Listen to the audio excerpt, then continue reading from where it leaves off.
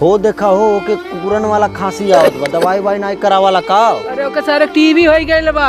चला आवा देखल जाए का बात ये साड़ू, दवाई वाई नहीं लहला का? कैसन खोखी आवत है?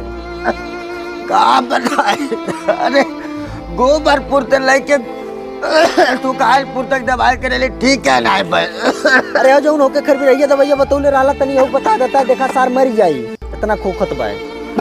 भैया दवाइया बताना मैं मर जाऊँ। हो खर भी रही है दवाइया। हाँ बतावा कि बतावा। ले लो भाव ऐसा कह दियो, हम बताओ तो अंटेक्संट गधावा गलंड पीस के पिया खोखी बंद।